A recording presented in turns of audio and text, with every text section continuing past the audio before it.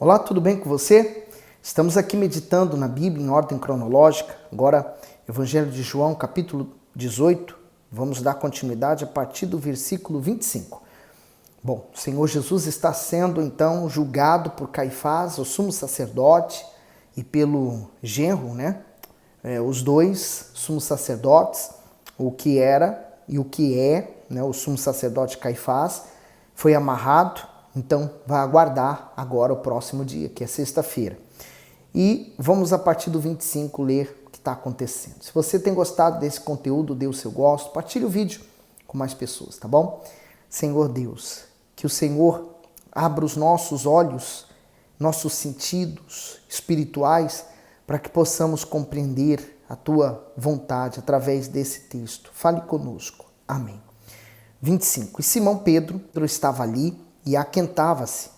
Disseram-lhe, pois, não és também tu um dos seus discípulos? Ele negou e disse, não sou.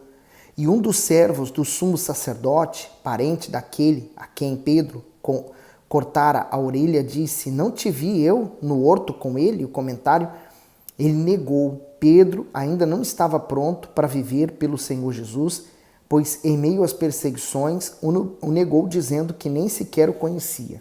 Se diante de acusações informais ele se omitia, como poderia estar pronto para morrer pelo Mestre? E aqui está uma das veracidades do Evangelho, já que trata a respeito dos discípulos e do seu Mestre. Ele revela a fragilidade. Nenhuma biografia ou autobiografia, por exemplo, vai retratar as falhas daquela pessoa, mas vai enaltecê-la em seus grandes feitos, E aqui Pedro está sendo exposto. No 27. E Pedro negou outra vez e logo o galo cantou. Comentário do 27. O galo cantou. A mesma mão que esteve pronta para erguer Pedro das águas quando as dúvidas o fizeram submergir, estava pronta para erguê-lo de mais uma queda. Quando o galo cantou, ele se lembrou das palavras do Senhor e com isso foi chamado ao arrependimento. Essa ação nasce com a tristeza e produz mudança e esperança, diferentemente do remorso, um simples sentimento de culpa que não serve para nada, senão para amargurar e posteriormente provocar destruição e morte. Pedro traiu o Senhor Jesus, assim como Judas, mas este se sentiu tão culpado que não suportou conviver com a acusação da própria consciência e por isso se matou. Se Judas tivesse buscado perdão por meio do arrependimento, teria recebido.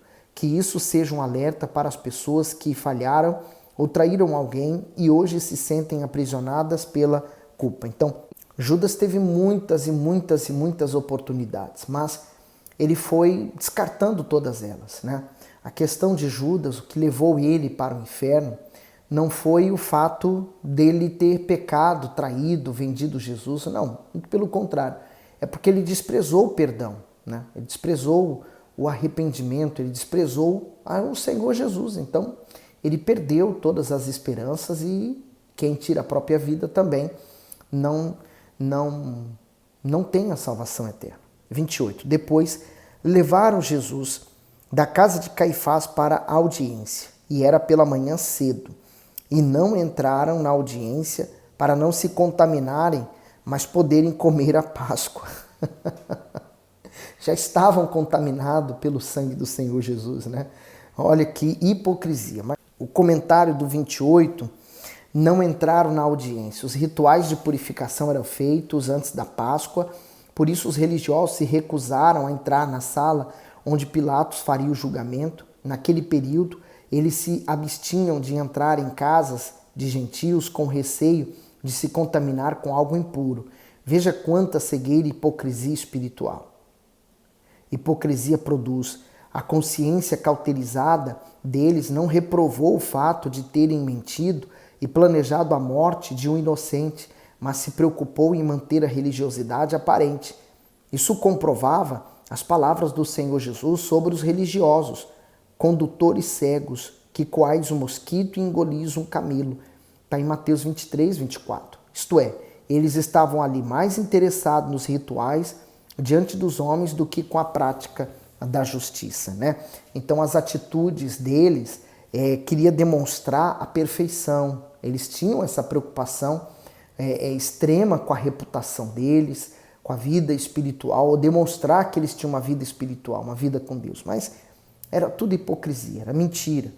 A parte B do versículo diz: comer a Páscoa. Ao pôr do sol, todo Israel comeria o cordeiro em memória à libertação do Egito. Ao mesmo tempo, o Altíssimo sacrificaria publicamente e serviria o perfeito, verdadeiro e definitivo cordeiro pascual à humanidade. A morte e a ressurreição do Filho de Deus no período da Páscoa não foi uma mera coincidência, mas o fiel cumprimento do que havia sido determinado no céu.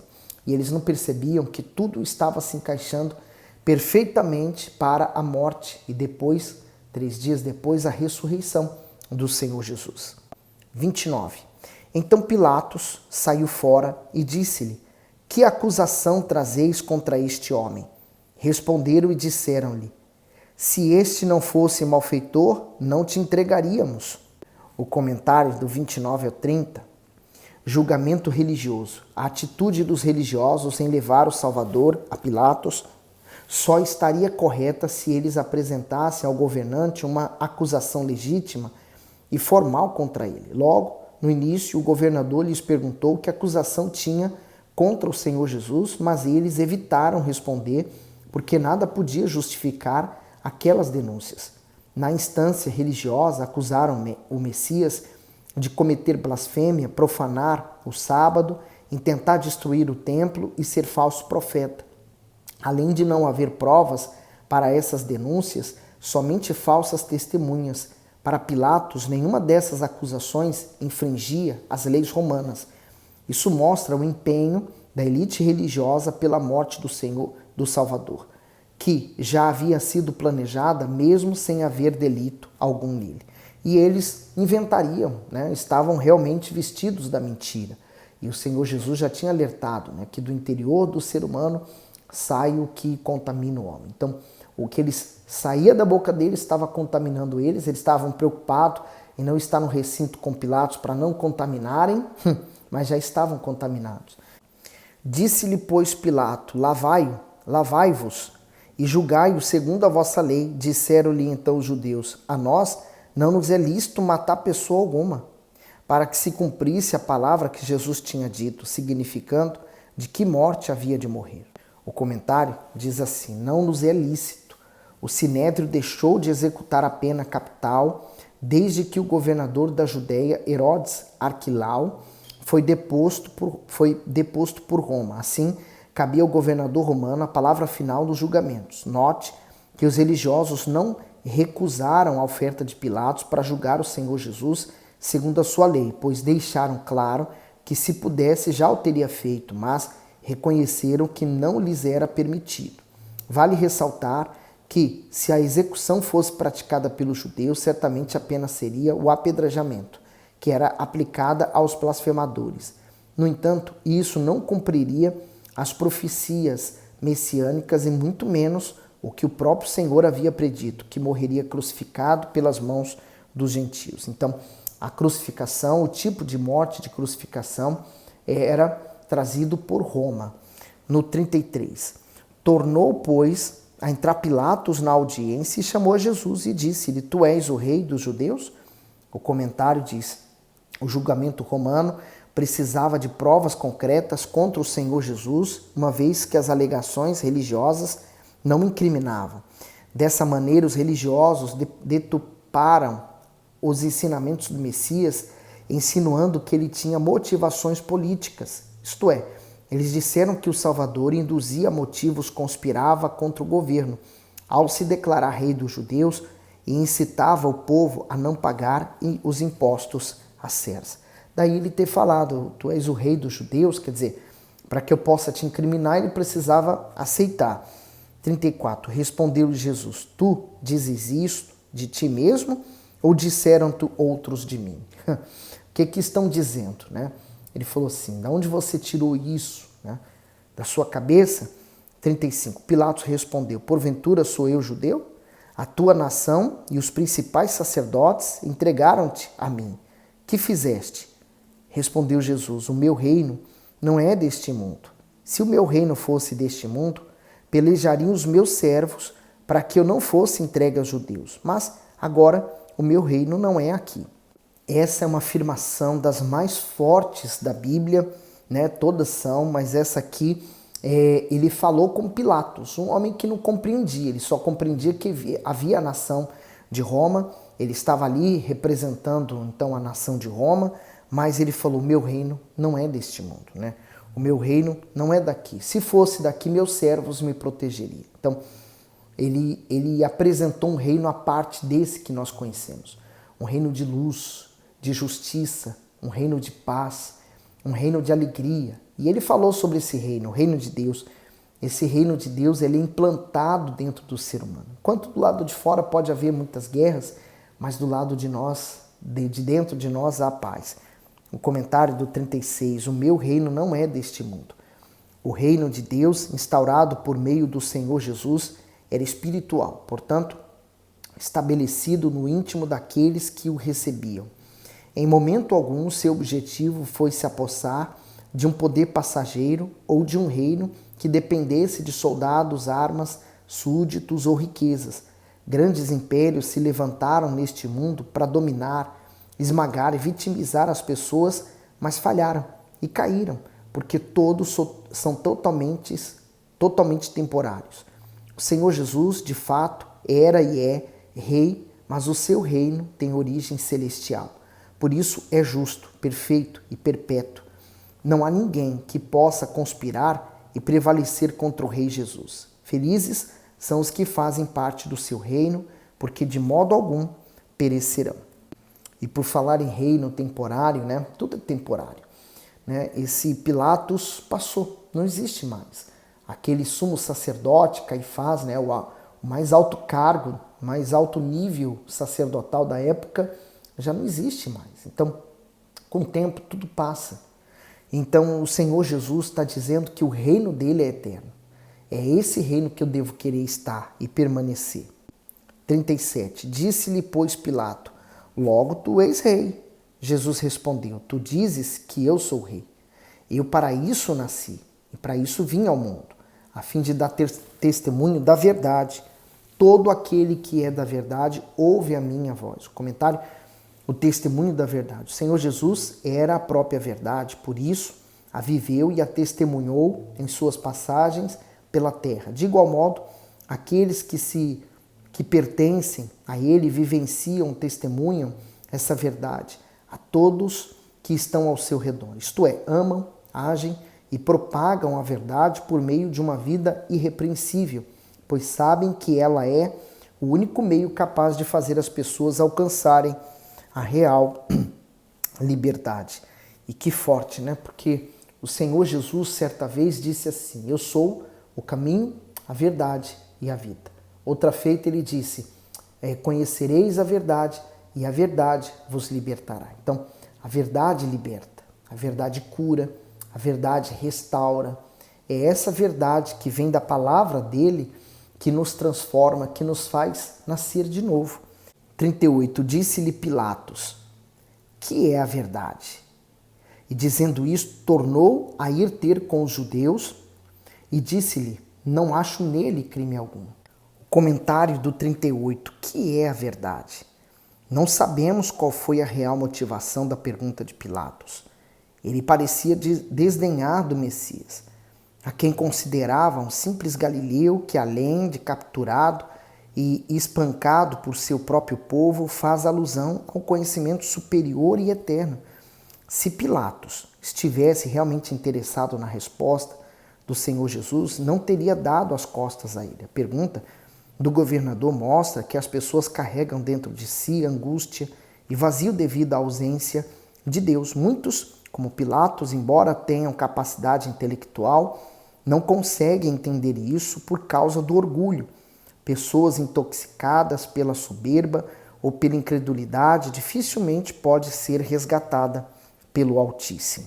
Acredito também que para Pilatos, aceitar essa verdade, ele teria que se libertar de todas as suas crenças, deixar de ser quem ele era para se tornar um cristão verdadeiro. Então, ele não queria isso, ele queria manter pelo menos o cargo, a posição. Então, enquanto a pessoa não cansar da vida arruinada que ela tem, ela continua seguindo, né, insistindo naquilo.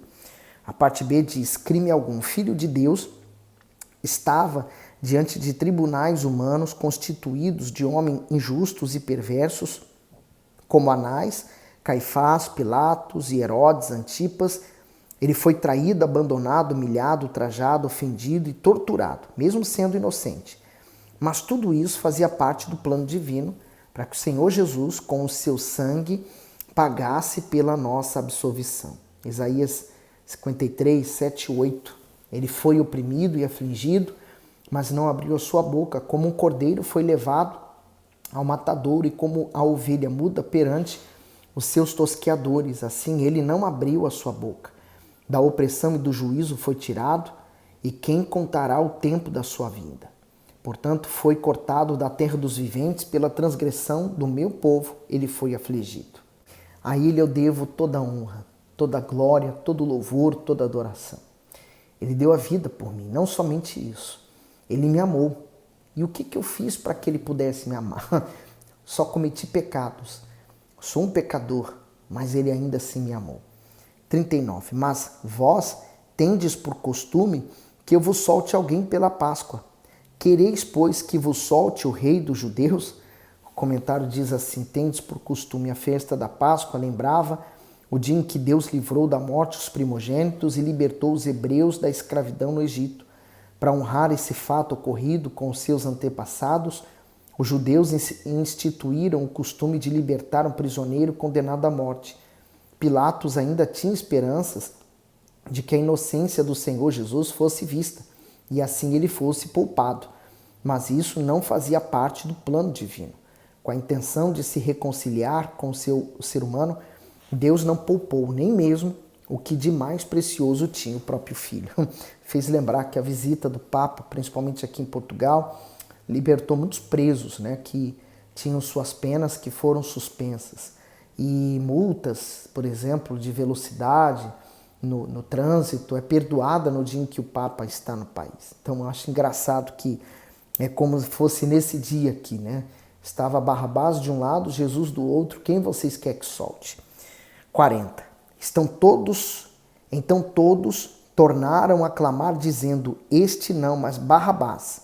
E Barrabás era um salteador. Comentário: Barrabás, o Senhor Jesus nunca representou perigo ao Império Romano, pois suas ações sempre eram pacíficas e feitas às claras.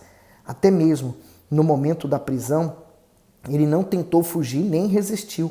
O mesmo não pode ser dito de Barrabás, já que, segundo relatos históricos, ele havia sido preso por assaltar, matar, fazer parte de grupos armados e, como alguns historiadores dizem, liberar um grande motim contra o governo romano. No entanto, mesmo tendo motivos para ser penalizado com a morte, conforme as leis romanas, escapou da condenação porque o Senhor tomou o seu lugar. Todos nós, assim como Barrabás, somos culpados por muitos pecados, por isso merecíamos morrer. Contudo, temos no sacrifício, na cruz, a oportunidade de livramento. Que hoje você possa encontrar também na cruz a sua libertação total e reconhecer o Senhor Jesus como Senhor e único e eterno Salvador. Bom, nós vamos dar continuidade no próximo vídeo, a leitura desse evangelho, dos evangelhos, tá bom? Que Deus continue abençoando e iluminando você.